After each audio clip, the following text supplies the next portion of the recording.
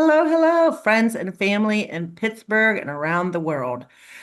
Um, and it is in fact very sunny here today, 95 degrees. Everybody stay cool. I just did aqua aerobics. It's we have a very short period of time to enjoy the sun. So I hope you guys enjoy it in the heat, and get outside and get in the pool and that kind of thing. Anyway, we're doing another week of Real Estate Unfiltered. And the reason we do this, I cannot believe it's 21 weeks now. But we've been doing this because a lot of people have a lot of questions and the similar questions. So we're just trying to answer those questions. Of course, I'm always here to answer questions too, but just in case you just want to find out some of those answers on your own. My lovely assistant Mia, who's wonderful, and she's been with me 4 years now, she usually comes up with these topics. So then I have to think, what should I talk about as it pertains to the topic? And I thought this was an interesting one because it was talking about slopes and hills in Pittsburgh and building houses and having homes. And it really had me thinking because it was phrased kind of in a negative way, like, beware, it could be scary. I have to say, in 22 years, I have not had any house that I'm aware of that's had these problems. And I've sold many houses. In fact, the closing I had yesterday was in a pretty steep street. And I'll say a few things. There are, like, the area I live in, Shaler. It's called Shaler because of the shale rock. So there are some issues throughout. But here's what I'm going to say. Most of our houses in Pittsburgh are not new. So I hear about these houses in California, and they build these houses on the rock, and they're brand new, and they can't get insurance because the last house fell off the rock or whatever, slid down. Well, we really don't have that problem. The houses that we have on these hills have been there for 100 years, maybe more at this point. If they were built in 1890, that's pretty common in some of these areas with the big slopes. So, like South Side Slope, for example. And even when I lived in Lawrenceville, you have those I was on 42nd Street and try driving that in the middle of an ice storm. It's kind of tough when it's a very narrow street, people parked on both sides. So I've lived on hills. I also want to say that Pittsburgh has the steepest hill in I think it's the world. It's not that big, but I remember taking my kids on a field trip during the pandemic and they were scared. It was like a roller coaster. That is in the South Hills. So that's kind of neat historical fact to go look at. But yeah, we have a tremendous number of hills. And like I said, I think one thing I'm going to say also about being at the top of a hill, not the bottom, is that remember, water flows down. So if you're at the bottom of the hill, you may have more water issues. Okay, so let's just say you're in Lawrenceville and you're on the hill and you go, oh, I'd rather be in the flat part, which is fine. But when you're all that water from above is going to go to the flat area and stay saturated, or the river is going to um, potentially spill over. So it does feel nice to be on a flat area, let's face it. I mean, a lot of people want a flat yard and things like that.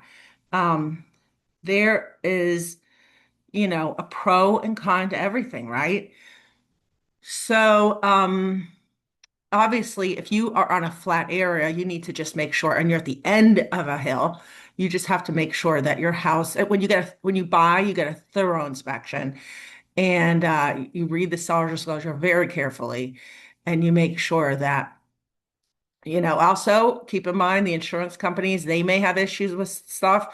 In fairness, I have not had any insurance issue that I'm aware of, any clients, because that's a contingency to make sure you can get insurance. Sometimes they may check later and have issues. One thing insurance companies are concerned about is the flood zone. So if you're by a river, which is usually pretty flat, um, there's more insurance issues. But, you know, like I said, I had a listing years ago on the north side, and it was on tons of steps going up. And if you're in Pittsburgh, you know what I'm talking about. And I helped this buyer buy the house and I helped her sell it. When she bought it, they said there could be a structural issue. Structural engineer didn't look at it, but we negotiated credit. And when we went to sell it, she had not gotten a structural engineer to look at it. So we had conveyed to or disclosed to the next people about the about potential. And ultimately, the lender said, "Oh, I want an engineer to come in and take a look." And the engineer said exactly what I just said. This house has been here for 100 years. It's not going anywhere. So, getting a house in Pittsburgh, and if you're not from Pittsburgh, we have a lot of houses, a lot. So I'd say don't be afraid. Don't be afraid. Now live where you want to live. Again, it all comes down to where you want to be. But I wouldn't let that hold you back from buying any houses if that's the house you want to be at. Because like I said, someone's lived there for 100 years and it hasn't fallen down yet. So any questions, Mia? I hope I can answer.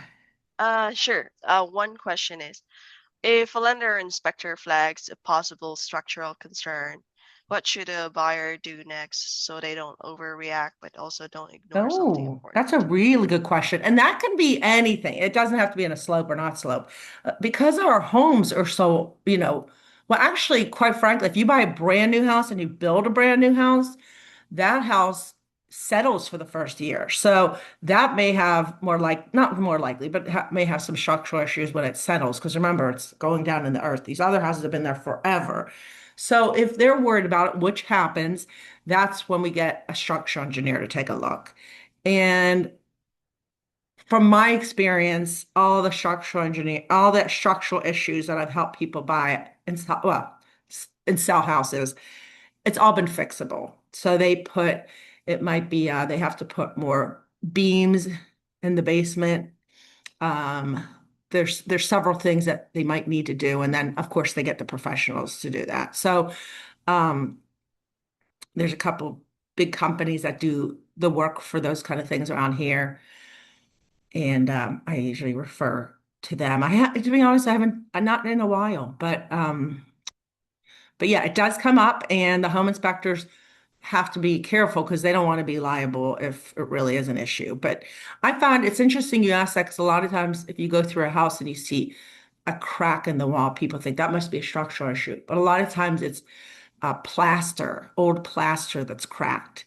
So sometimes from a buyer perspective, you can actually get a pretty good deal because a lot of the people are worried that it's a structural issue, and it turns out it isn't. Any other questions? Sure. One last question. For Okay. someone moving to Pittsburgh from out of state, what would you Mhm. tell them so they understand hillside homes without being scared away from them? Ooh, these are some good questions. Um, Honestly, here's the thing, and I'll be honest. I wouldn't, I'm not the kind of person who pushes people one direction or another. So if we go to, I say at the end of the day, we have to look at it. And if you're absolutely in love with the house and you're concerned about the structural, that's when you get the home inspection. I'm not going to encourage you or discourage you from buying the house that you like. That's just not what I do because I'm not a home inspector. I'm here to help you find what you're looking for. So, yeah, obviously, if I really think it's that bad, I'll make some, my personal opinion. But I remember years ago someone said that this agent told these buyers, this house is too big for you. I don't tell people that because it's not my choice. It's not my choice it's your choice how much you want to spend and how big of a house you want, or that's your life, not mine. I'm not here to dictate your life. I'm just here to help you. If you tell me I don't want a big house and we go into it, or you say I don't want to be on a slope street, and we go to look at it, I might remind you. Remember, you said you really don't want to be in a slope. And I will say this, especially if you're coming out of town from a warmer place. If you're coming this time of year, it's going to be very different driving on that hill than it is going to be in the wintertime and walking up the steps. Okay, so just something to keep in mind. So if there's a lot of steps, which we have a lot in Pittsburgh, and there's benefits to being on top, like with a lot of steps, because you have a beautiful view. I mean, there's benefits to everything, right? So you might have this great view and be able to see the fireworks if you're on a hill. I mean, there's a lot of perks. But yeah, I'm not here to encourage or discourage. I'm here to be your trusted advisor, and I will tell you, put an offer in and then get an inspection. And if the inspector says it's an issue. But here's the thing, I know some people I mean, like my husband, he grew up in New Jersey where they had flooding and he did not want to be in a flat property. He wanted to be, I mean, we're not on a hill, but our house is a little bit higher up and he wanted that. So some of it is personal experiences and fears and all that other stuff. But there are plenty of people who live at the bottom of a hill and they're happy too, and their house is just fine. Any other questions? That's it, Janet. Thank you so much. Well, thank you so much. And thank you for being so persistent and consistent with this, Mia. And if you're on here and you have any questions, you know where to find me. 412-657-3555. And I hope you have a wonderful day and just enjoy the summer. I just love the summer. Okay, bye.